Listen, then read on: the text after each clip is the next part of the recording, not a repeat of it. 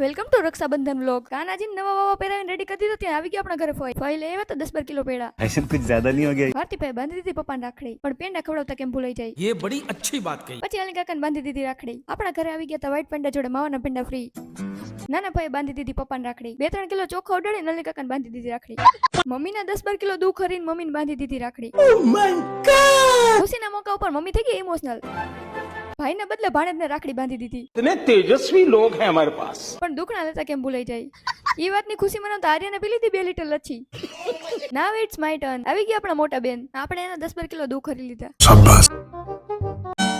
મોટા ભાઈની બદલે મોટા બેનને રાખડી બાંધી દીધી। રાખડીમાં 3 ગાંઠ વાળવાની હોય, તમને તો ખબર નહોતી એટલે મેં તમને કહી દીધું। અરે ભેગું થાને ભાઈ। રાખડી બાંધીને પેંડા ખવડાવવા ફરજિયાત છે। परंपरा प्रतिष्ठा अनुशासन। દીસુએ આપણને ચાનો કરી દીધો। આપણને નાનો ભાઈ સમજીને આપણને બાંધી દીધી રાખડી। નિયમોનું પાલન કરીને આપણને ખવડાવી દીધા પેંડા। પછી દીસુએ મમ્મીને બાંધી દીધી રાખડી। રાખડીના બદલામાં મળી ગયા છે બધા પૈસા। पैसा ही पैसा होगा।